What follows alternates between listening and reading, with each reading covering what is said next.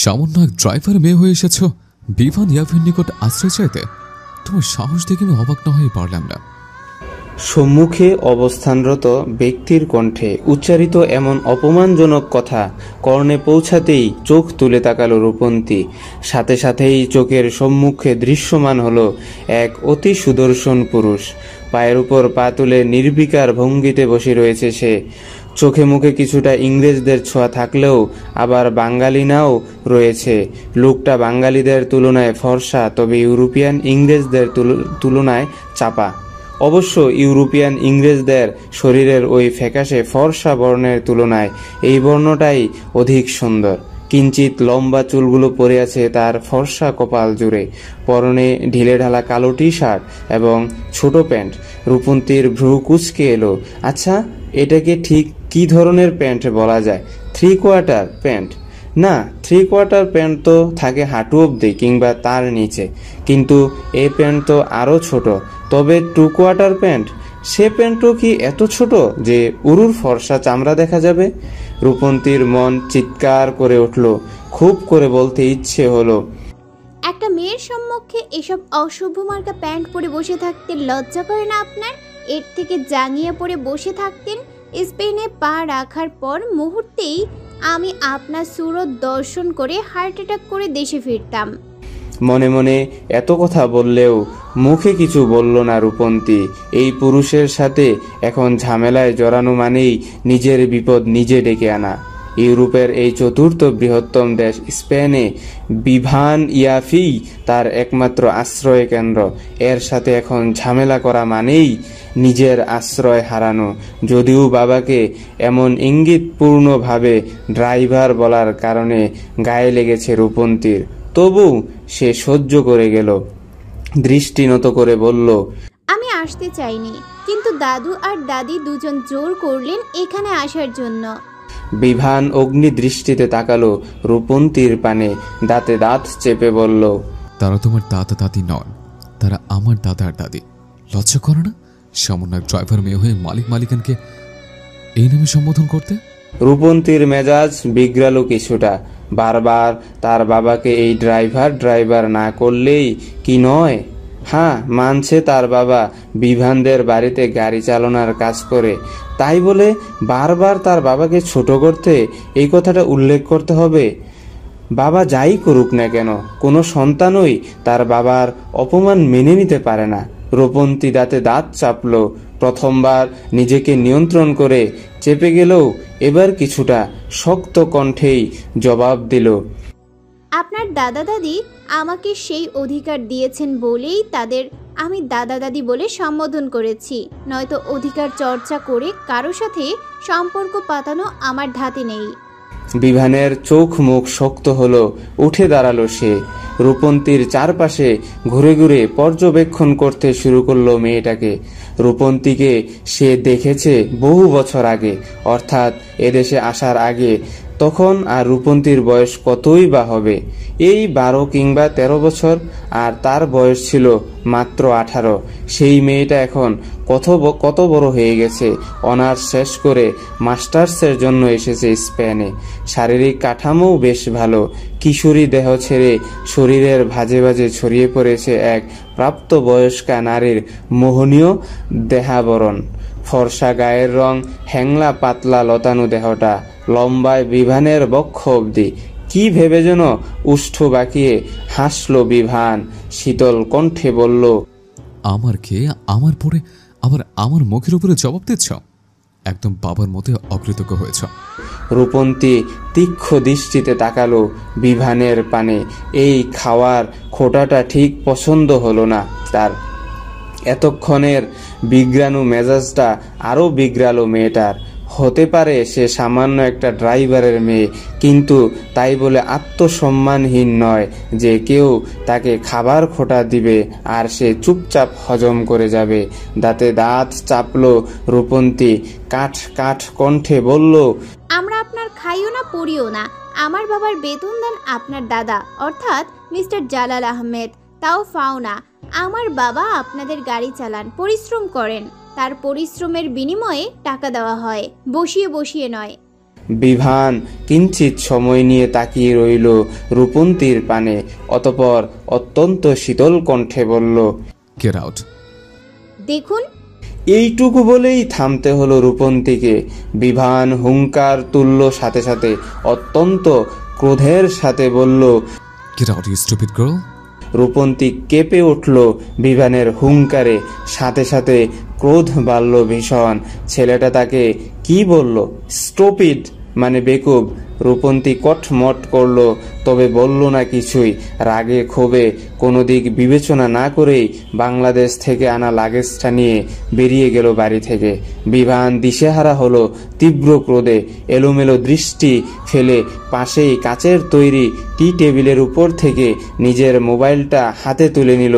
সর্পের ন্যায় কণ্ঠে ফুসফুস ধ্বনি তুলে কল লাগালো বাংলাদেশি একটা নাম্বারে।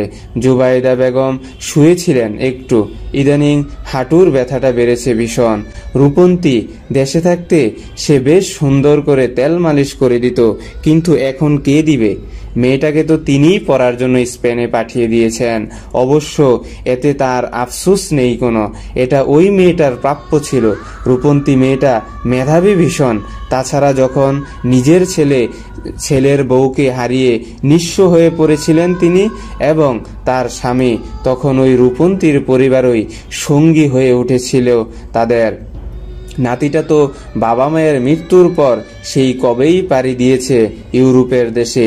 হতে পারে রূপন্তীর বাবা সালাম হোসেন তাদের বাড়ির ড্রাইভার, কিন্তু সে আর তার পরিবার তাদের দুই বুড়ো বুড়ির জন্য যা করেছেন সে হিসেবে এইটুকু কিছুই না। তপ্ত নিঃশ্বাস ফেললেন জুবাইদা বেগম। এর মধ্যেই তার পাশে পড়ে থাকা মুঠোফোনটা বেজে উঠল কর্কশ ধ্বনিতে। চমকে উঠলেন বৃদ্ধা। ইদানিং একটু শব্দেই চমকে ওঠেন তিনি, বুক ধরফর করে। হয়তো বুড়ো হয়েছে তাই। জুবাইদা বেগম পাশের মোবাইলটা হাতে তুলে নিলেন। স্ক্রিনের পানে তাকিয়ে উষ্ঠে হাসি ফুটে উঠল তার নাতি বিভান এতদিন পর কল করেছে। এমনি সময় তো সে কল করলেও রিসিভ করে না। এই যে গত কয়েকদিন ধরে রূপন্তীর কথাটা বলার জন্য কতবার কল করলো, অথচ এবারও ধরলো না ছেলেটা। শেষে বাধ্য হয়ে মেয়েটাকে ঠিকানা দিয়ে একা একাই পাঠিয়ে দিতে হলো দূর দেশে। জুবাইদা বেগম কল ধরলেন, প্রফুল্ল চিত্তে বললেন, হ্যালো বিভান দাদু ভাই, কেমন আছিস? বিভান জুবাইদা বেগমের কথার উত্তর দিল না কোনো, সরাসরিই বলল, একটা ড্রাইভারের মেয়েকে টাকা খরচ করে স্পেনে পাঠিয়েছ, তো পড়াশোনার তাগিদে। বড় আশ্চর্য বিষয় দাদি আপু। কথাটা বলে একটু থামলো বিভান, দাঁতে দাঁত চেপে বলল, আমার কাছে ওকে পাঠিয়েছ কেন? জুবাইদা বেগম কিঞ্চিত রেগে গেলেন বিভানের কথায়, থমথমে কণ্ঠে বললেন, ওর যোগ্যতা ছিল বলেই পাঠিয়েছি। মেয়েটা পড়াশোনায় ভালো, তাছাড়া ভুলে যেও না তোমার বাবা মায়ের মৃত্যুর পর তুমি আমাদের ছেড়ে গেলেও ওরা ছেড়ে যায়নি।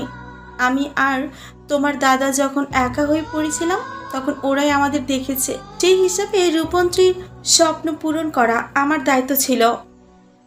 বিভান উষ্ঠ বাঁকালো, তাচ্ছিল্যের স্বরে বলল, দায়িত্ব তা একটা খুনি মেয়ের জন্য? জুবাইদা বেগম চটলেন, থমথমে কণ্ঠে বললেন, ওটা কোনো খুন ছিল না বিভান, ওটা একটা অ্যাক্সিডেন্ট ছিল। বিভান চেঁচিয়ে উঠল, অগ্নিকণ্ঠে বলল, কোনটা অ্যাক্সিডেন্ট ছিল? আমার বাবা মাকে আমার থেকে কেড়ে নেওয়া, ছোট বয়সে আমাকে এতিম করা, আমাকে নিঃস্ব করা, কোনটা অ্যাক্সিডেন্ট ছিল? তুমি এখনো আমাকে সমর্থন না করে সেই খুনিতে সমর্থন করছো দাদি আপু? কথাগুলো বলতে বলতেই বিভান নিজের কান থেকে মোবাইলটা সরিয়ে নিল, তীব্র ক্রোধে ছুঁড়ে মারল কাচের টেবিলের উপর।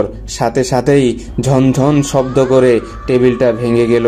বিভান চেঁচিয়ে উঠল, উঁচু কণ্ঠে ডাকল, গার্ডস, গার্ডস!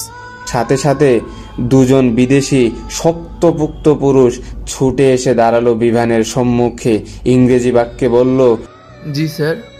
বিভানের চোখ মুখ শক্ত হলো আরো, আদেশের স্বরে বলল, একটু আগে যে মেয়েটা বাড়ি থেকে বেরিয়ে গেল তাকে খুঁজে বের করে এক্ষুনি এই বাড়িতে নিয়ে আয়। আদেশ পেতেই গার্ড দুইজন দ্রুত বেরিয়ে গেল। বিভান তাকালো ভাঙ্গা টেবিলটার পানে, হিসিয়ে বলল, তোর বাবার করা কৃতকর্মের শাস্তি এবার তুই পাবি। তোর বাবা যেমন আমাকে এতিম করেছে, আমাকে নিঃস্ব করেছে, তেমনি তোকেও আমি নিঃস্ব করব। তোর জীবন ধ্বংস করে দেব আমি। স্পেনে এখন সন্ধ্যা রাত, চারদিকটা রঙিন আলোয় ভরে উঠেছে। লাগেজ হাতে নিয়ে স্পেনের রাস্তায় একা একা হাঁটছে রূপন্তী, আর চোখ ঘুরিয়ে ঘুরিয়ে দেখছে চারপাশটা। কিন্তু এখন সমস্যাটা হলো, সে যাবে কোথায়? তখন রাগ দেখিয়ে বিভানের বাড়ি থেকে চলে তো এলো, একা মেয়ে মানুষ, রাস্তায় ঘুমানো তো আর সম্ভব না। তখন রাগ দেখিয়ে বিভানের বাড়ি থেকে চলে তো এলো, একা মেয়ে মানুষ, রাস্তায় ঘুমানো তো আর সম্ভব না। শুনেছে এসব দেশে রাতে মদ খেয়ে মাতালরা ঘুরে বেড়ায়, আর মাতাল বলতেই তো বুদ্ধিহীন কাপুরুষ সত্তা। রূপন্তী বাংলাদেশে থাকাকালীন সচক্ষে মাতালদের না দেখলেও টিভিতে দেখেছে, একজন মাতাল যা খুশি তাই করে দিতে পারে। যদি রূপন্তীরও কিছু করে দেয় তখন কি হবে? এদেশের হালচাল মানুষজন কিছুই তো চেনে না রূপন্তী। মনে মনে ভয় পেল মেয়েটা। কেন যে সে বাংলাদেশ ছেড়ে ভিন দেশে আসতে গেল কে জানে। এর থেকে নিজের দেশই ভালো ছিল। রূপন্তী ছোটবেলা থেকেই পড়াশোনায় ভালো ছিল বেশ, আর প্রায় বেশিরভাগ ভালো শিক্ষার্থীরই স্বপ্ন থাকে ইউরোপীয় কোনো দেশ বা অন্য কোনো মহাদেশের ভালো দেশে পড়তে যাওয়া। রূপন্তীরও সেই স্বপ্নই ছিল, আর এই কথা একদিন মজার ছলেই সে বলেছিল জুবাইদা বেগমকে। বৃদ্ধ মহিলা নিজের মনে গেঁথে নিয়েছিলেন মেয়েটার স্বপ্নকে। তারপর যখন এই মেয়েটার অনার্সের ইতি ঘটল, জুবাইদা বেগম রূপন্তীর সম্মুখে প্রস্তাব রাখলেন মাস্টার্সের জন্য স্পেনে যাওয়ার। যেহেতু স্পেনে জুবাইদা বেগমদের ব্যবসার একাংশ রয়েছে, বাড়ি রয়েছে, আবার বিভানও সেখানে বসবাস করছে অনেক বছর ধরে, তাই এই দেশটাতেই রূপন্তীকে পাঠানোর ক্ষেত্রে বেশি ভরসা করেছিলেন বৃদ্ধা মহিলা। যদিও জুবাইদা বেগমের অর্থে এদেশে আসার পক্ষপাতী ছিল না রূপন্তী, তবে পরে সকলের জোরাজুরিতে চলেই এলো। কিন্তু এখানে এসে কি হলো? প্রথম দিনেই ঘরের বাহিরে আর রাস্তায় স্থান। কি চমৎকার ভাগ্য রূপন্তীর! কথাগুলো ভাবতে ভাবতে আনমনেই রাস্তার পাশ ঘেঁষে হাঁটছিল মেয়েটা। এর মধ্যে হুট করেই কোথা থেকে একটা বড়সড় গাড়ি এসে ব্রেক কষল রূপন্তীর সম্মুখে, অর্থাৎ ফুটপাত। রূপন্তী হকচকিয়ে উঠল, ভয়ে 2 কদম পিছিয়ে গেল অতি দ্রুত। হৃদস্পন্দনও গাঢ় হয়ে উঠল মেয়েটার। আর একটু হলেই প্রাণটা বুঝি চলে যেত তার। রূপন্তী বুকে হাত দিল, জোরে জোরে নিঃশ্বাস নিল কয়েকটা, সাথে বিরক্তিও হলো বেশ। বাংলাদেশে বসে যতদূর সেই ইউরোপীয় দেশগুলো সম্পর্কে শুনেছে, তাতে জানতো ইউরোপীয় দেশগুলো ভীষণই নিয়ম শৃঙ্খলা পরিপূর্ণ, তাদের সব ব্যাপারে নিয়ম রয়েছে। তবে কি তা মিথ্যা ছিল? ফুটপাতে গাড়ি উঠিয়ে দেওয়া কি কোনো নিয়ম শৃঙ্খলার মধ্যে পড়ে? রূপন্তীর ভাবনার মধ্যে কালো গাড়ির দরজা খুলে বেরিয়ে এলো লম্বাটে শক্তপোক্ত পেশিবহুল দেহের 2 জন বিদেশি অর্থাৎ এদেশি পুরুষ। তাদের মধ্যে একজন বেশ নম্রভাবেই ইংরেজি বাক্য বলল, ম্যাম, আপনাকে আমাদের সাথে যেতে হবে। রূপন্তী চিনল না এ পুরুষ দুজনকে, হৃদয়ে ভয় জন্মালো তার। এরা আবার তাকে নিতে এসেছে কেন? মতলব কি এদের? তাকে রাস্তায় একা একা ঘুরতে দেখে খারাপ মতলব নিয়ে আসেনি তো? সরল মনের এদের কথা বিশ্বাস করে এদের সাথে গিয়ে পরে দেখা যাবে কোনো খারাপ স্থানে নিয়ে বিক্রি করে দিয়েছে তাকে। রূপন্তী তার হাতের লাগেজের ধরনীটা শক্তভাবে ধরল, অতঃপর উল্টো ঘুরে দৌড় শুরু করলো আবার বিভানের বাড়ির দিকে। ইগুটিগো চুলায় যাক, আপাতত নিজের ইজ্জত বাঁচানোই আগে প্রয়োজনে। এখন গিয়ে বিভানের পা ধরে ঝুলে পড়বে। তারপরও এই সাদা চামড়ার গন্ডারদের হাতে পড়া যাবে না। রূপন্তী দৌড় শুরু করার সাথে সাথে তার পেছন পেছন ওই 2 পুরুষও দৌড় শুরু করলো। মেয়েটার ভয় বাড়লো আরো। এবার হাতের লাগেজ আর পায়ের জুতো ফেলে রেখেই বেশ জোরসোরই দৌড় শুরু করলো সে। ওই 2 পুরুষও তাদের দৌড়ের গতি বাড়ালো। তবে তাদের মধ্যে এক পুরুষ আবার রাস্তার মধ্যে থেকে রূপন্তীর লাগেজ আর জুতা তুলে নিল হাতে, অতঃপর দৌড় শুরু করলো। কিঞ্চিত সময় গড়াতেই রূপন্তী দৌড়ে গিয়ে পৌঁছালো বিভানের বাড়ির সম্মুখে। একবার পিছনে তাকিয়ে দেখে নিল ওই সাদা চামড়ার দুই গন্ডারকে। তাকে এখনো পেছনে আসতে দেখে আর ইতিউতি কিছু ভাবল না মেয়েটা। এক দৌড়ে ঢুকলো বাড়ির ভেতরে। বিভান বসার কক্ষের সোফাতেই বসেছিল, অপেক্ষা করছিল রূপন্তীর আসার। বিভানকে দেখে একটু হলেও ভরসা পেল রূপন্তী। হুমড়ি খেয়ে পড়ল বিভানের পায়ের কাছে, ভয়ার্ত কণ্ঠে বলল, আমাকে দয়া করে বাঁচান, ওরা আমাকে নিয়ে কোথাও বিক্রি করে দিবে হয়তো। বিভানের কপালে ভাঁজ পড়ল। ভ্রু কুঁচকে সে তাকালো রূপন্তীর ভয়ার্ত মুখশ্রীয় পানে। এর মধ্যেই হন্তদন্ত হয়ে ঘরের মধ্যে প্রবেশ করলো ওই বিদেশি দুই পুরুষ। হাঁপাতে হাঁপাতে বলল, ম্যাম, আপনার লাগেজ এবং জুতা ফেলে এসেছিলেন। রূপন্তী ভয়ে সেটিয়ে গেল। বিভান হয়তো বুঝলো ঘটনাটা। সোফা ছেড়ে উঠে দাঁড়ালো সে। দুই পুরুষের পানে তাকিয়ে বলল, এরিক আর হ্যারি। থামলো বিভান, উষ্টে বাঁকা হাসি ফুটিয়ে তুলে বলল, তোদের বলেছিলাম মেয়েটাকে খুঁজে নিয়ে আসতে, তোরা তো একদম দৌড় করে নিয়ে এলে। রূপন্তী চমকালো, চোখ বড় বড় করে তাকালো উপস্থিত সকলের পানে। এর মানে এই না সাদা চামড়ার গন্ডার দুটো বিভানের পাঠানো। এরা তাকে এ বাড়িতে নিয়ে আসার জন্যই গিয়েছিল। আর সে কিনা কি ভেবে এতটা পথ দৌড় করলো। নিজের বোকামির কথা ভেবে মেয়েটা লজ্জিতও হলো, আবার বিভানের উপরেও ক্রোধ জন্মালো। তুই যখন এ বাড়িতেই ফিরিয়ে আনতে চাইবি, তাহলে শুধু শুধু তখন গেট আউট মারালি কেন? রূপন্তী কটমট করলো, উঠে দাঁড়িয়ে বলল, এই বাড়িতেই যখন ফিরিয়ে আনবেন তাহলে বের করে কেন দিয়েছিলেন? বিভান চোখের ইশারা দিয়ে গার্ডস দুইজনকে চলে যেতে বলল। তারাও আর দাঁড়ালো না, চুপচাপ বেরিয়ে গেল ঘর থেকে। অতঃপর বিভান ফিরে তাকালো রূপন্তীর পানে, ভাবলেশহীন ভাবে বলল, আমার ইচ্ছা। রূপন্তীর মেজাজ বিগড়ালো ভীষণ ভাবে। এমনি এতক্ষণ দৌড়াতে দৌড়াতে নিঃশ্বাস গরম হয়ে উঠেছে, তার মধ্যে এর আবার দায় সারা কথাবার্তা। মেয়েটার ইচ্ছে তো করছিল রেগে মেগে দুই চার বাক্য বলে দিতে, কিন্তু নিজেকে সামলালো সে। মেয়েটার ইচ্ছে তো করছিল রেগে মেগে দুই চার বাক্য বলে দিতে, কিন্তু নিজেকে সামলালো সে। কিছু বলতে গেলে আবার যদি বের করে দেয় তখন কি হবে?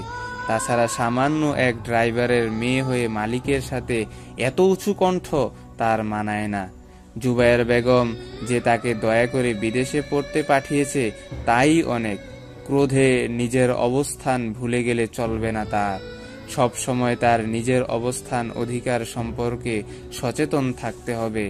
রূপন্তী নরম হলো, কিছুটা মিনমিনে কণ্ঠে বলল, আমি কোথায় থাকবো?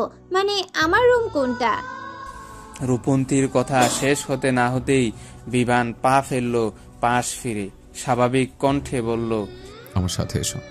রূপন্তী নিজের জুতা জুড়ো পায়ে পরে নিল দ্রুত। অতঃপর লাগেজটা হাতে নিয়ে ছুটতে লাগলো বিভানের পিছু পিছু।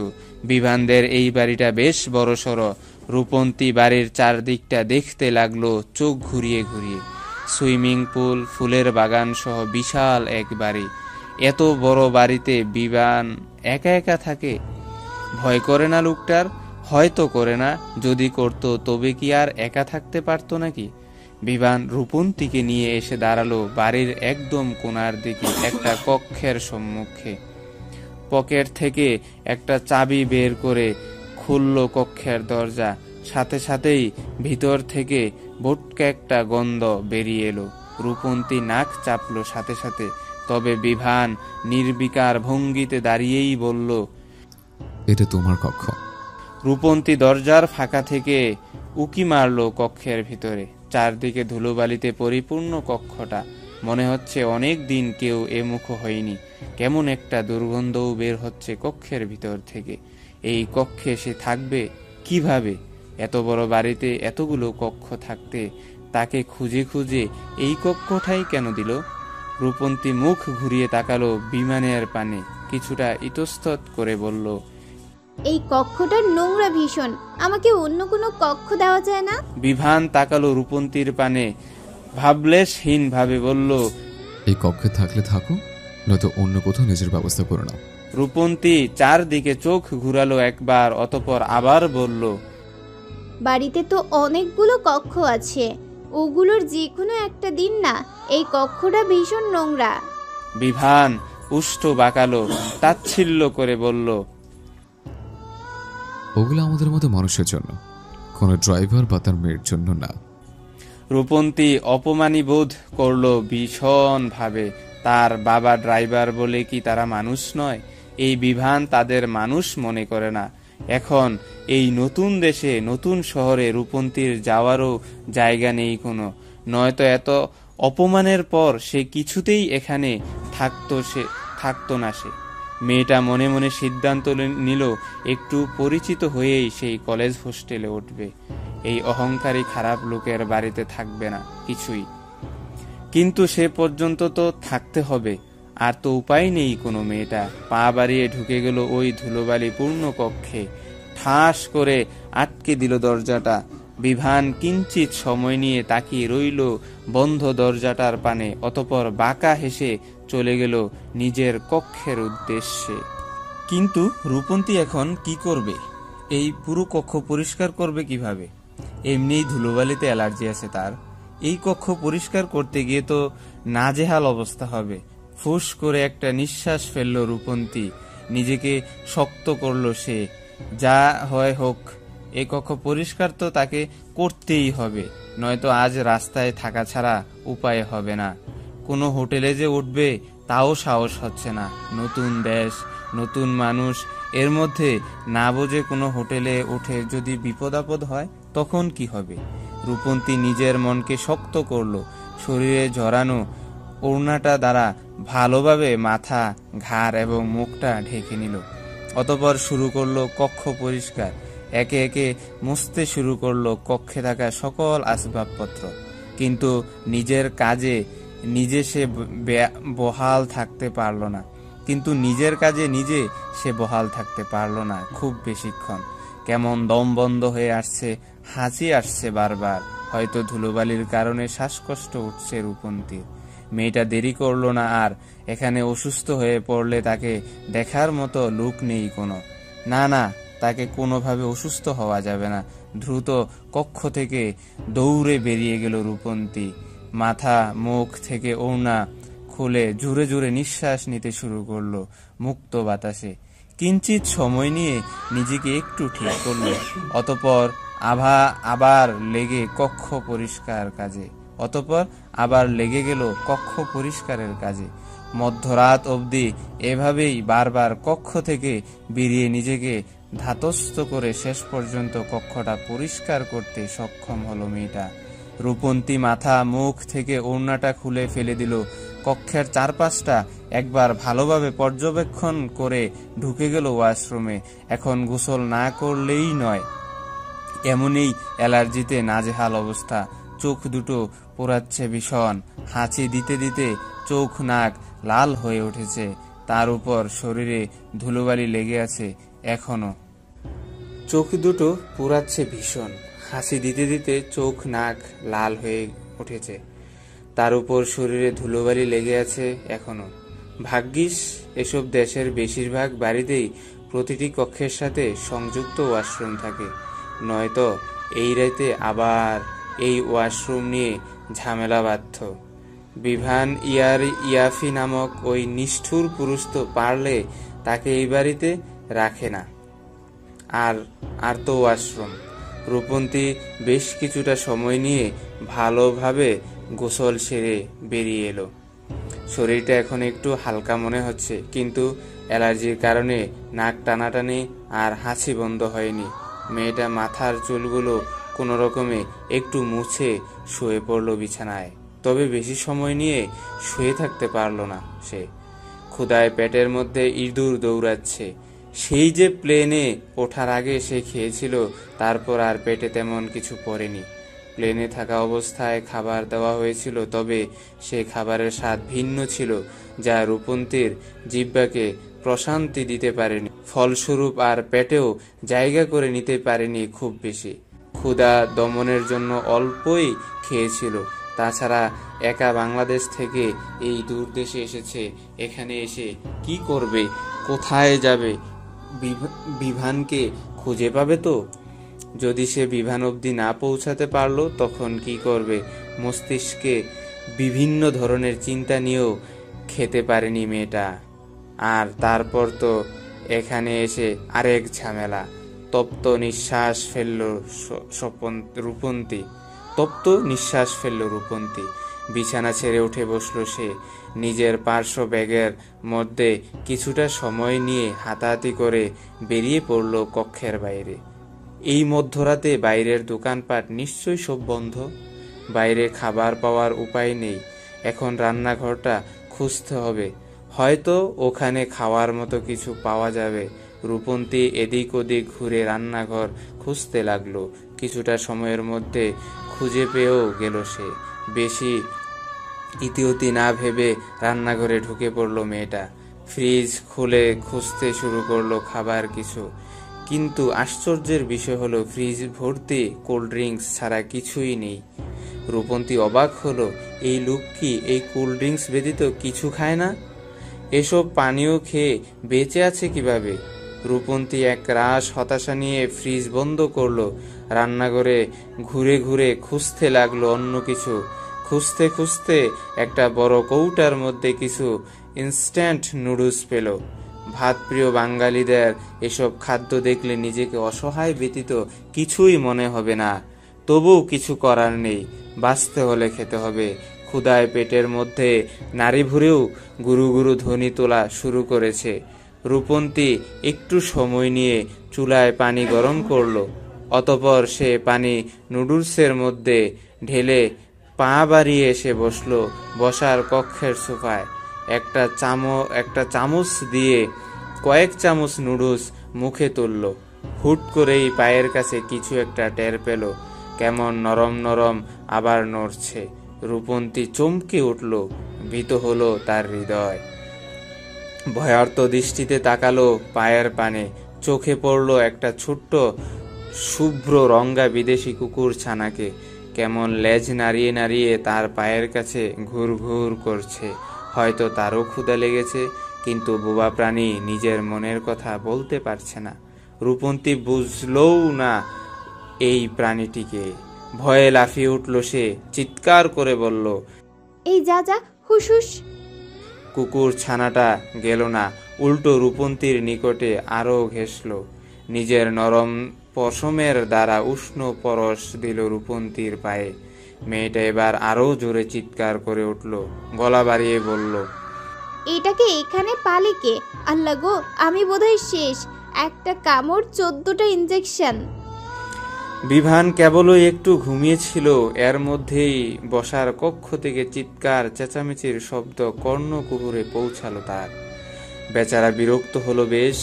একে তো তার শান্তিপ্রিয় জীবনে উটকো ঝামেলা হয়ে এ বাড়িতে পা রেখেছে এই নারী, এখন কি তার রাতের ঘুমটাও সহ্য হচ্ছে না এর? বিভান দাঁতে দাঁত চাপলো, কটমট করে বিছানা ছেড়ে উঠে দাঁড়ালো সে। ধূপধাপ পা ফেলে এগিয়ে এলো বসার কক্ষে। সাথে সাথেই থমকে গেল বিভান। হৃদস্পন্দন গাঢ় হলো তার। রূপন্তীর রূপ যেন বিভানের হৃদয়ের ঝড়ের ন্যায় আঘাত হানল। সম্ভবত সদ্য গোসল করেছে মেয়েটা। লম্বা চুল বেয়ে টপ টপ করে পানি ঝরছে এখনো। মুখশ্রীটা পরিষ্কার কোমল মনে হচ্ছে। নাকের ডগাটা লাল হয়ে উঠেছে। কি স্নিগ্ধ ফুলের ন্যায় লাগছে এই মুহূর্তে মেয়েটাকে। বাঙালিদের ন্যায় 3 পিস পরে সতর ঢাকা অবস্থাতেও মেয়েটাকে ভীষণ আবেদনময়ী মনে হচ্ছে বিভানের নিকট। কেমন ঘোর লেগে যাচ্ছে তার এই আকাশ পাতাল ভাবনার মধ্যেই রূপন্তী আবার চেঁচিয়ে উঠল, বিভানের পানে তাকিয়ে বলল, আপনার কুত্তার বাচ্চাটাকে নিন, এটা কামড়ে দিবে আমাকে। বিভানের ঘোর কাটলো, কপালে ভাঁজ পড়ল গুটি কয়েক। এই মেয়েটা কাকে কুত্তার বাচ্চা বলল? তার সুইটিকে? বিভান হাঁটু মুড়ে নিচে বসলো, থমথমে কণ্ঠে ডাকলো, এদিকে টাইগার। সাথে সাথে কুকুর ছানাটা লেজ নাড়াতে নাড়াতে ছুটে গেল বিভানের নিকটে। বিভান দুই হাতে যত্ন করে কোলে তুলে নিল টাইগারকে। রূপন্তী যেন হাফ ছেড়ে বাঁচল। এতক্ষণে প্রাণে প্রাণ ফিরে পেল মেয়েটা। জোরে জোরে কয়েকটা নিঃশ্বাস নিয়ে তাকালো বিভানের পানে। কিছুটা রুক্ষ কণ্ঠে বলল, নিজের কুত্তার বাচ্চাটা নিজের সাথে রাখবেন, এইভাবে ঘরের মধ্যে খোলা ছেড়ে দিবেন না। বিভান টাইগারকে কুলে নিয়েই উঠে দাঁড়ালো। রক্তচক্ষু নিয়ে তাকালো রূপন্তীর পানে। অত্যন্ত ক্রোধের সাথে বলল, তোমার সাহস হলে কি করে ওকে কুত্তার বাচ্চা বলার? ওর নাম tiger, only tiger, not your কুত্তার বাচ্চা। রূপন্তী ভরকে গেল কিঞ্চিত। বিদেশের মাটিতে এসে এখন কুত্তার বাচ্চাকেও কুত্তার বাচ্চা বলা যাবে না, বলতে হবে টাইগার মানে বাঘ। অবশ্য বাঙালিরা বাঘকে যদি কুত্তার বাচ্চা বলে গালি দিতে পারে, সেখানে কুত্তার বাচ্চাকে টাইগার বলা খুব বড় কিছু নেই। রূপন্তী চোখ তুলে তাকালো বিভানের পানে। আমতা আমতা করে বলল, ওই তো একই হলো তো। আপনার টাইগারকে আপনার কাছেই রাখুন না, এভাবে ঘরের মধ্যে ছেড়ে দিবেন না। বিভান তীক্ষ্ণ দৃষ্টিতে তাকালো রূপন্তীর পানে। থমথমে কণ্ঠে বলল, আমার বাড়ি, সুতরাং আমার টাইগারকে আমি যেখানে ইচ্ছে সেখানে ছেড়ে দেব, তুমি বলার কে? এইটুকু বলে থামলো বিভান। নিজের কোল থেকে কুকুর ছানাটাকে নিচে মেঝেতে ছেড়ে দিল। বাঁকা হেসে বলল, এখন তো আরো বেশি ছাড়ব। রূপন্তী সাথে সাথে তার নুডলসের বাটিটা হাতে তুলে নিল। ভয়ার্ত চোখ মুখ দিয়ে দৌড় শুরু করলো নিজের কক্ষের পানে। বিভানের উষ্ঠে হাসি ফুটে উঠল। একজন মানুষ যে সাধারণ একটা কুকুর ছানাকে এতটা ভয় পেতে পারে জানা ছিল না তার। যেখানে স্পেনের বিভিন্ন বাড়িতে শখ করে কুকুর লালন পালন করা হয়, সেখানে এই মেয়ে নাকি কুকুর ছানাকে ভয় পায়। বিভান উষ্ঠে হাসি ধরে রেখেই টাইগারকে আবার কোলে তুলে নিল। টাইগার তার জিহ্বা বের করে লোহান শুরু করলো বিভানের হাত। এর মধ্যেই রূপন্তী আবার ছুটে এলো সেখানে। কুকুর ছানার পানে একবার ভয়ার্ত দৃষ্টিতে তাকিয়ে ছটপট করে বিভানের এক হাত টেনে নিল নিজের পানে। দ্রুত সে হাতের উপরে কিছু টাকা ধরিয়ে দিয়ে পেছন ঘুরে আবার নিজের কক্ষের পানে হাঁটা শুরু করলো। যেতে যেতে বলল, আপনার নুডলসের টাকা আবার কখন বলবেন? সামান্য এক ড্রাইভারের মেয়ে হয়ে আমার ঘরের নুডলস কেন খেয়েছ? তাই যা খেয়েছি তার অর্থ পরিশোধ করে দিয়ে গেলাম। চোয়াল শক্ত হলো বিভানের। ক্রোধে দিশেহারা হলো হৃদয়। মেয়েটা কি তাকে অপমান করে গেল? টাকার গরম দেখালো তাকে? সামান্য একটা ড্রাইভারের মেয়ে হয়ে কিনা বিভান ইয়াফিকে টাকার গরম দেখালো। বিভান কোল থেকে নামিয়ে দিল টাইগারকে। রক্তচক্ষু নিয়ে তাকালো রূপন্তীর চলে যাওয়ার পানে। শক্ত কণ্ঠে বলতে চাইল মেয়েটাকে কিছু একটা, কিন্তু তার আগেই রূপন্তী বিভানের দৃষ্টি সীমার বাহিরে নিজের কক্ষে ঢুকে দরজাটাও লাগিয়ে দিয়েছে। বিভান আর সেদিকে গেল না। এর প্রতিশোধ অন্যভাবে নিবে সে। তাকে টাকার গরম দেখানোর জন্য এই মেয়েকে ভুগতে তো হবেই। নতুন দিন, নতুন সকাল। চারিদিকটা ভরও উঠেছে উজ্জ্বল সূর্যের আলোয়। স্পেনের পরিবেশে এই সূর্যের আলোটা যেন আরো উজ্জ্বল ধরা দিয়েছে। হয়তো গাছপালার আধিক্য কম, তাই এমন মনে হচ্ছে রূপন্তী সকাল সকাল উঠেই তৈরি হয়ে নিয়েছে। বাইরে যেতে হবে একটু, অ্যালার্জির জন্য ডাক্তারের শরণাপন্ন হতে হবে। বিছানা এবং বালিশের কাভার কিনতে হবে। তার কক্ষে যে কভার ছিল তা ধুলোবালিতে এতটাই নাজেহাল হয়ে পড়েছিল যে ব্যবহারের যোগ্য নয় আর। রাতে কভারহীন বিছানাতেই শুয়েছিল রূপন্তী, কিন্তু আজ যেন না কিনলেই নয়। তাছাড়া দেশে থাকতে একটা পরিচিত এজেন্সির সাথে এখানে এসে পার্ট টাইম জবের জন্য কথা বলেছিল, সেখানেও যেতে হবে। রূপন্তী কারো দয়ার বাঁচতে চায় না। এমনি জুবাইদা বেগম কম করেনি তার জন্য। তারপরও একবার ভেবেছিল এখানে এসে এই পার্ট টাইম জব নিয়ে বিভানের সাথে কথা বলবে বা সাহায্য চাইবে, কিন্তু তার যা ব্যবহার। তপ্ত নিঃশ্বাস ফেলল রূপন্তী। জাম রঙা একটা থ্রি পিস শরীরে জড়িয়ে বেরিয়ে এলো বাইরে। আশেপাশে চোখ ঘুরিয়ে খুঁজলো গতকাল তাকে আনতে যাওয়া লোক দুটোকে। ওই মানুষ দুটোই এখন তার ভরসা, নয়তো রূপন্তী এখানকার কিছুই চিনে না। ডাক্তার দেখাতে যাক আর বিছানার চাদর, সব স্থানেই একজন পরিচিত মানুষের প্রয়োজন রয়েছে। অন্তত তাকে সব চিনিয়ে দেওয়ার জন্য। রূপন্তী চারদিকে ঘুরতে ঘুরতেই দুজনের দেখা না পেলেও একজনের দেখা পেল। মেয়েটা এগিয়ে গেল সেদিকে, নম্র কণ্ঠেই ইংরেজি বাক্য বলল, আমি একটু হাসপাতালে এবং শপিংয়ে যেতে চেয়েছিলাম, কিন্তু আমি তো এখানকার কিছুই চিনি না। আপনি কি আমাকে একটু সাহায্য করবেন? বিদেশি যুবকটি উষ্ঠ প্রসারিত করল, ভদ্রভাবেই বলল। অবশ্যই। রূপন্তীও কিঞ্চিত হাসলো, ছেলেটার সাথে ইতস্তত করে শুধালো, আপনার নামটা? যুবকটি অত্যন্ত ভদ্রতার সাথে জবাব দিল, এরিক। দুপুরের সময় সূর্যটা ইতিমধ্যে আকাশের এক কোণা ছেড়ে মাথার উপরে চলে এসেছে। রূপন্তী আর এরিক মাত্রই তাদের কাজ শেষে দুপুরের খাবার খেয়ে বাড়িতে ফিরল। দুজনে কিছু একটা নিয়ে হাসাহাসি করতে করতে বাড়ির প্রবেশদ্বার থেকে ভিতরের দিকে পা রাখতেই ভেসে এলো বিভানের কণ্ঠস্বর। থমথমে কণ্ঠ সে বলল, ওখানেই দাঁড়া।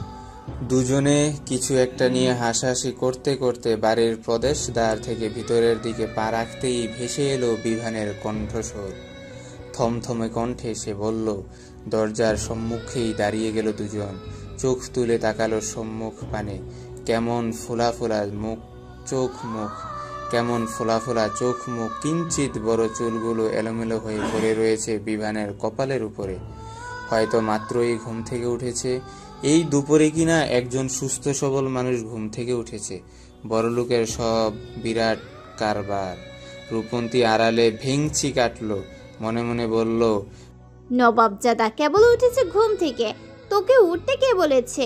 আর একটু ঘুমিয়ে থাকতি, আমি অন্তত একটু শান্তি পেতাম। মনে মনে কথাগুলো বললেও মুখে প্রকাশ করার সাহস হলো না রূপন্তীর। হাজার হলেও সে এখন বিভানের আশ্রয়ে আছে, যাকে এক কথায় বর্ণনা করলে হয় আশ্রিতা। এই মুহূর্তে এর সাথে ঝামেলা করলে নিজেকেই ঝামেলায় পড়তে হবে। পরে না হয় নিজের একটা ব্যবস্থা করে এই বদলুকের মুখে ঝামা ঘষে দিয়ে চলে যাওয়া যাবে। রূপন্তীর ভাবনার মধ্যেই তাদের পানে এগিয়ে এলো বিভান। তীক্ষ্ণ দৃষ্টিতে পর্যবেক্ষণ করলো এরিক এবং রূপন্তীকে। অতঃপর এরিকের পানে তাকিয়ে কড়া কণ্ঠে ইংরেজি বাক্যে শোধালো, কোথায় গিয়েছিলে? এরিক মাথা নুইয়ে নিল, নতস্বরে জবাব দিল, রূপন্তীর সাথে গিয়েছিলাম, ওনার কিছু কেনাকাটা ছিল আর তাই আর কি। বিভান এরিকের হাতের পানে তাকালো, দেখলো বেচারার দুই হাত দখল করে রয়েছে কিছু সরঞ্জাম। তবে তার হৃদয়ে গাঁথল না। তার হৃদয়ে শুধুমাত্র একটা শব্দই আঘাত হানল। আপাতত তা হলো রূপন্তী। এরিক মেয়েটার নাম ধরে ডাকছে এবং খুব সাবলীলভাবেই কণ্ঠে নামটা উচ্চারণ করছে। এইটুকু সময়ের মধ্যে দুজনের মধ্যে এমন কি কথা হয়েছে বা তারা এমন কোনো সম্পর্কে আবদ্ধ হয়েছে যে নাম ধরে ডাকাডাকি পর্যন্ত চলে গিয়েছে? ড্রাইভারের মেয়েটা কি এখন তার গার্ডকে হাত করার চেষ্টা চালাচ্ছে? বিভান নিজের উষ্ঠ বাঁকালো, কিছুটা রসিয়ে রসিয়ে বলল, কাল পর্যন্ত ছিল ম্যাম, আজই একটু সময়ের মধ্যে হয়ে গেল রূপন্তী। ভালো উন্নতি হয়েছে দেখছে। এরিক এলোমেলো দৃষ্টি ফেলল, আমতা আমতা করে বলল, না মানে। এইটুকু বলেই থামতে হলো তাকে। বিভান থমকে উঠল, গলা বাড়িয়ে বলল, তুই আমার কার্ড নাকি সামান্য ড্রাইভারের মেয়ের কার্ড? তোকে কে বেতন দেয়? কার কাছে জিজ্ঞেস করো তুই মেয়েটার সাথে গিয়েছিলে? এর সাথে যাওয়ার জন্য আমার কাছে একবার অনুমতি চেয়েছিলি? এরিক জবাব দিল না কোনো। বিভান হুঙ্কার ছাড়লো আবারও, তেজস্বী কণ্ঠে বলল, বল, আমার কাছে কোনো অনুমতি নিয়েছিলে? এরিক কেঁপে উঠল, মাথা নাড়িয়ে জবাব দিল, না। বিভান দাঁতে দাঁত চাপল, শক্ত কণ্ঠে বলল, তাহলে গিয়েছিলি কেন? আবার কলির ন্যায় এর কিনে আনা জিনিসপত্র বহন করছিস?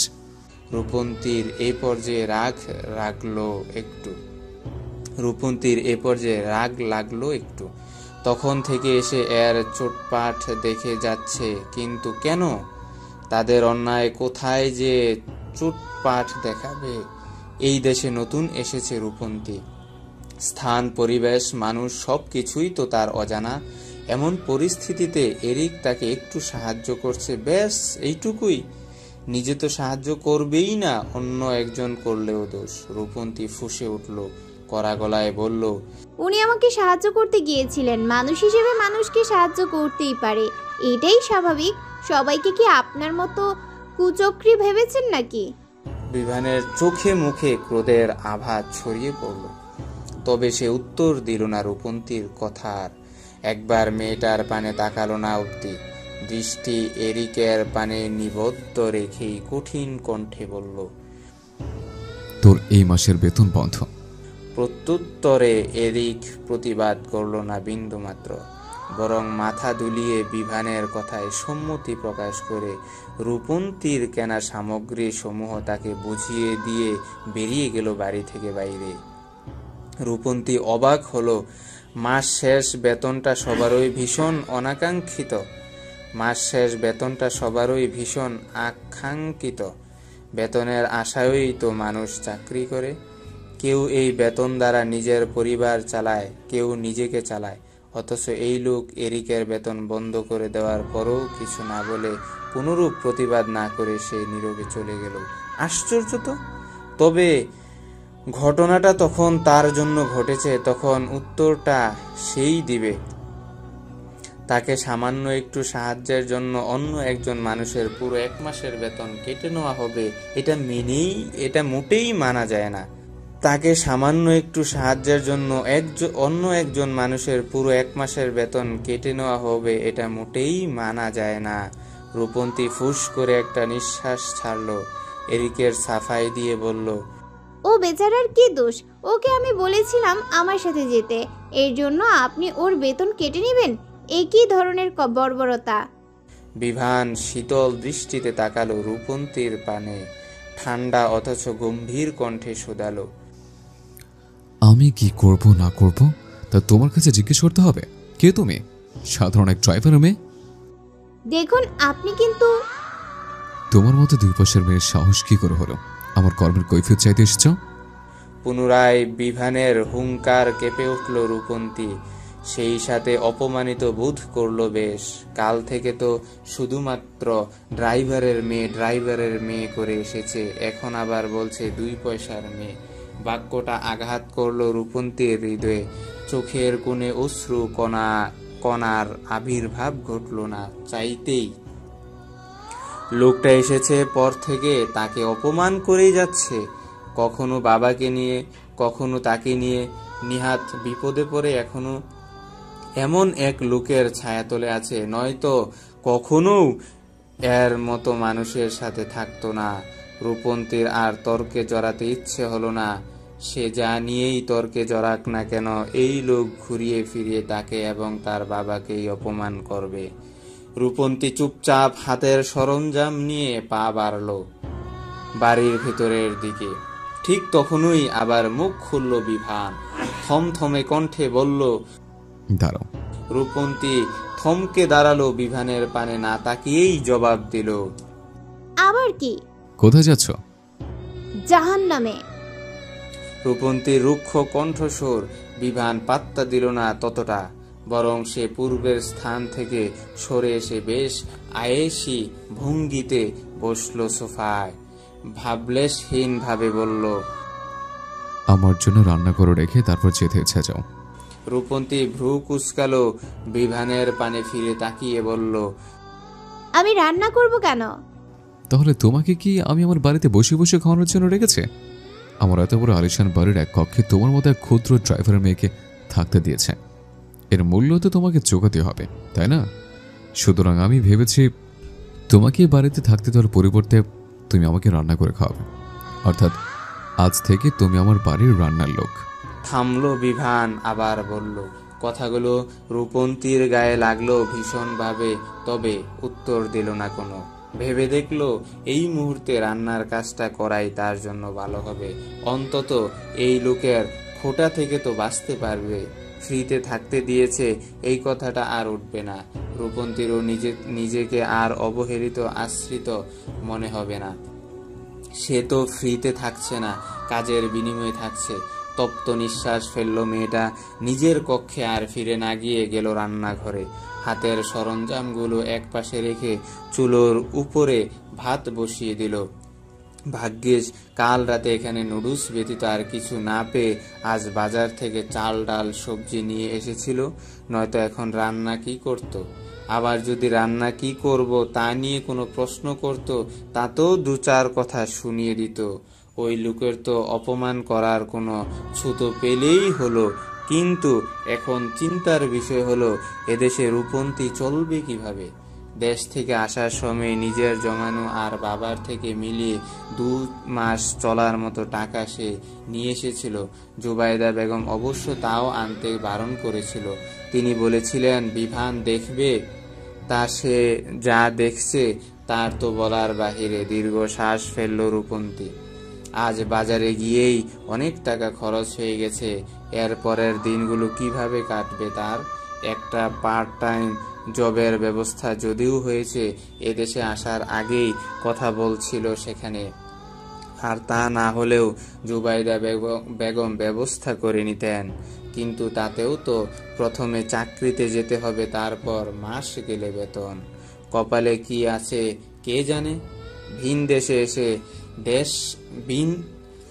দেশে এসে শেষ পর্যন্ত হয়তো না খেয়ে জীবন ধারণ করতে হবে। আসলে তাদের ন্যায় মধ্যবিত্তদের স্বপ্ন পূরণই করতে নেই। তবুও কেন যেন জুবাইদা বেগমের দেওয়া বিদেশে পড়তে আসার প্রস্তাবটা রূপন্তী ফেলতে পারেনি। তার স্থানে অন্য কেউ থাকলে সেও হয়তো পারত না। নিজের নিগুড় চিন্তা ভাবনার মধ্যেই হঠাৎ পায়ের কাছে মোলায়েম কিছু অনুভব করলো রূপন্তী। চমকে উঠল মেয়েটা। পায়ের পানে তাকাতেই আবিষ্কার করলো ছোট্ট নাদুস নুদুস কুকুর ছানা টাইগারকে। ভয়ে ছিটকে দূরে সরে গেল সে। তবে তাতে কি রক্ষা হলো? টাইগারের থেকে দূরে সরতে গিয়ে ভাত বসানো উত্তপ্ত পানিতে হাত লাগলো তার। পাতিলটা মুহূর্তেই ছিটকে এসে পড়লো মেয়েটার পায়ের উপরে। ফুটন্ত ভাতের পানি পায়ে পড়তেই গগন বিদারী চিৎকার করে উঠল রূপন্তী। আত্মনাদের সুরে বলল, আল্লাহ গো, মরে গেলাম গো, চলে গেল। রূপন্তীর চিৎকারে রান্নাঘরের পানে ছুটে এলো বিভান। পরিস্থিতি দর্শনে চমকে উঠল সে। দিশেহারা হয়ে উঠল হৃদয়। দ্রুত এসে চুলাটা বন্ধ করে দিল বিভান। কোলে তুলে নিল রূপন্তীকে। হক চকিয়ে উঠল মেয়েটা। একদিকে পায়ের যন্ত্রণায় কলিজা পর্যন্ত জ্বলে যাচ্ছে, আর একদিকে এক ভয়ঙ্কর পুরুষ তার দেহকে 2 হাতে স্পর্শে জড়িয়ে কোলে তুলে নিচ্ছে। হৃদয়ে এই মুহূর্তে অন্যরকম অনুভূতির আভাস জেগে ওঠার সম্ভাবনা নেই, তবে অস্বস্তি হচ্ছে। রূপন্তী কিছুটা অস্বস্তি নিয়েই ব্যথাতুর ভঙ্গিতেই বলল, কি করছেন? কি কোলে নিচ্ছেন কেন? নিচে নামান আমাকে, এমনিই পাটা জ্বলে যাচ্ছে। ইভান তবু তাকে নামালো না। কোলে নিয়েই বসালো কিচেন সিঙ্কের পাশে। পানির কলটা ছেড়ে পুড়ে যাওয়া পাটা টেনে নিয়ে ধরলো সে পানির নিচে। হুট করে পুরা স্থানটি পানির নিচে ধরতেই জ্বলে উঠল। বক্ষস্থান যেন খামছে ধরল কেউ। রূপন্তী চোখ মুখ বন্ধ করে করে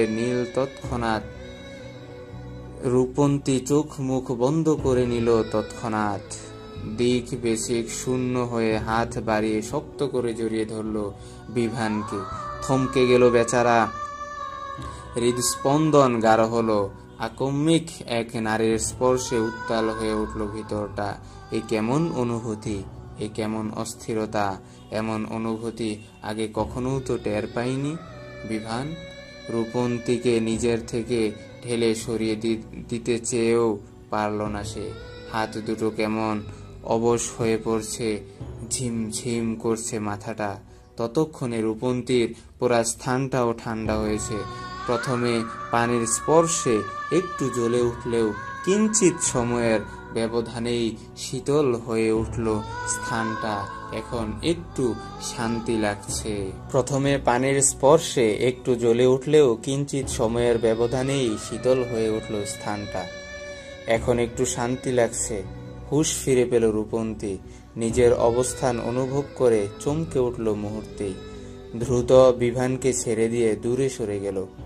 অপ্রস্তুত কণ্ঠে বলল, দুঃখিত, আমি ইচ্ছে করে করিনি, কিভাবে যেন হয়ে গেছে। বিভানের ধ্যান ভাঙল। হৃদয়ের বেগতিক ধারাও শান্ত হলো কিঞ্চিত। সাথে কিছুটা ক্রোধও অনুভব করল। এই ড্রাইভারের মেয়েটা, যে ড্রাইভারের জন্য কিনা তার বাবা মায়ের প্রাণ গিয়েছে, এতিম হয়েছে সে, তার মেয়ের স্পর্শই আজ বিভানের হৃদস্পন্দন বাড়িয়ে দিল। পা পুড়ছে, তার জন্য পা পানিতে ভিজিয়েছিল। এখানে জড়িয়ে ধরার সম্পর্ক কি? এই মেয়েটা তাকে জড়িয়ে কেন ধরবে? এ নিশ্চয়ই এর কোনো নতুন চাল। এ বাড়িতে থাকার জন্য নোংরা খেলায় মেতেছে। বিভান তাতে দাঁত চাপল, শক্ত কণ্ঠে বলল, কিভাবে যেন হয়ে গেছে? নাকি ইচ্ছে করে করেছ? তোমার মতো মেয়েদের আমার বেশি ভালো করে চেনা আছে। শোনো রকমে, তুমি যদি এসব করে আমাকে নিজের বশে নিতে চাও, তবে তা তোমার ভুল পদক্ষেপ। আমি মোটেও তেমন স্বভাবের নয় যে নারী স্পর্শ পাবো আর তাকে কাছে টেনে নেব। রূপন্তীর হৃদয়ে আঘাত করলো কথাগুলো। লজ্জা অপমানে মুখরে পড়ল মেয়েটা। হঠাৎ পানির সান্নিধ্য পেয়ে তখন পাটা জ্বলে উঠেছিল ভীষণ। সে ব্যথাতেই হুঁশ হারিয়ে একটা ভুল করে ফেলেছে। হয়তো এটাই তার অন্যায়, গুরুতর অন্যায়। একজন নারী হয়ে যেচে পুরুষকে স্পর্শ করাই তো অন্যায়। রূপন্তীর এই মুহূর্তে পায়ের থেকেও হৃদয় জ্বলছে বেশি। গতকাল থেকে এই লোকটা তাকে যতটা পরিমাণ অপমান করেছে, অতটা অপমান বোধ হয় পৃথিবীর কেউ করেনি। ড্রাইভারের মেয়ে হয়েছে বলে কি তার কোনো মান সম্মান, দুঃখ কষ্ট কিংবা অপমান বোধ নেই? সেও তো রক্ত মাংসে গড়া মানুষ। রূপন্তীর কান্না পেল ভীষণ। এর থেকে তো দেশে থাকাই শ্রেয় ছিল। তবুও সম্মানের সহিত বেঁচেছিল। পানির নিচ থেকে পা সরিয়ে নিচে নামলো মেয়েটা। আর কোনো বাক বিতণ্ডায় না জড়িয়ে খুঁড়িয়ে খুঁড়িয়ে হাঁটা ধরলো রান্নাঘরের বাইরের দিকে। বিভান বাধা প্রদান করলো, সাথে সাথে ভ্রু কুঁচকে বলল, একে কোথায় যাচ্ছ? এখনো তোমার পা ঠিক হয়নি। রূপন্তী মলিন হাসলো, তাচ্ছিল্য করে বলল, আমাদের মতো মেয়েদের এইটুকু ব্যথাতে কিছুই হয় না, সামলে নিতে পারবো নিজেকে। আপনাকে আর বোধ হয় আমার ব্যথা সারানোতে প্রয়োজন পড়বে না। নিজের কণ্ঠে তোলা ধ্বনির সমাপ্তি ঘটিয়ে আর দাঁড়ালো না মেয়েটা। খুঁড়িয়ে খুঁড়িয়ে চলে গেল নিজ কক্ষে। বিভান এক দৃষ্টিতে চেয়ে রইল রূপন্তীর চলে যাওয়ার পানে। হৃদয়ের এক কোণে কেমন চিনচিনে ব্যথা নাড়াচাড়া দিয়ে উঠল বেচারার। অপরাধ বোধে ঘিরে ধরেছে ভেতরটা। একটু আগে যে ঘটনাটা ঘটেছে বা রূপন্তীর পা পোড়ার নেপথ্যে তো সেই রয়েছে। বিভানই টাইগারকে পাঠিয়েছিল রূপান্তীর বিরক্ত করার জন্য, যাতে মেয়েটা ঠিকভাবে রান্না না করতে পারে। কিন্তু সেই বিরক্ত করা থেকে যে এত কিছু হয়ে যাবে বুঝতে পারেনি। বিভান রূপন্তীকে অপমান করতে চেয়েছে, শাস্তি দিতে চেয়েছে, কিন্তু এতটাও চায়নি। হাত বাড়িয়ে টাইগারকে কোলে তুলে নিল সে। তপ্ত নিঃশ্বাস ফেলে গেল নিজের কক্ষে। এদিক ওদিক খুঁজে একটা বার্নিং ক্রিম বের করে হাতে নিল। রূপন্তীকে ক্রিমটা দিতে হবে। দরজার পানে পা বাড়িয়েও থেমে গেল আবার। সে যাবে তার বাবা মায়ের খুনির মেয়েকে বার্নিং ক্রিম দিতে? কখনো না। কিন্তু মেয়েটা যে কষ্ট পাচ্ছে ভীষণ। বিভান কোল থেকে নিচে নামালো টাইগারকে। হাতের ক্রিমটা টাইগারের মুখে গেঁথে দিল। আদেশের সুরে বলল, এটা তো নতুন থামলো বিভান, মুখ বাঁকিয়ে আবার বলল, কিসের ম্যাম? এই ড্রাইভারের মেয়েটাকে দিয়ে আসবে, যা। কুকুরটা কি বুঝলো জানা নেই। পেছন ঘুরে লেজ নাড়াতে নাড়াতে সে ছুটে গেল রূপন্তীর কক্ষের সম্মুখে। কক্ষের দরজাটা বন্ধ। কুকুর ছানাটা মুখে বার্নিং ক্রিমটা নিয়ে বেশ লাফালো। মাথা দ্বারা দরজা আঘাত করে বোঝাতে চাইল দরজাটা খোলার কথা, কিন্তু কেউ দরজাটা খুলল না। হয়তো তার এই ইশারা বোঝেনি রূপন্তী। টাইগার মুখ বার্নিং ক্রিমটা নিচে মেঝেতে রাখলো, অতঃপর কণ্ঠ উঁচু করে ঘেউ ঘেউ করে উঠল। রূপন্তী বসেছিল বিছানাতেই, ভাবছিল তার দেশীয় জীবন এবং ভিনদেশী এই জীবন নিয়ে। এই দেশে সে এসেছে, দুটো দিনও গড়ালো না, এর মধ্যে অতিষ্ঠ হয়ে উঠেছে। ইচ্ছে হচ্ছে ছুটে দেশে চলে যেতে। আপন মানুষ আর পর মানুষের মধ্যকার পার্থক্যটা এই মুহূর্তে মেয়েটা টের পাচ্ছে হারে হারে। তপ্ত নিঃশ্বাস পেল মেয়েটা।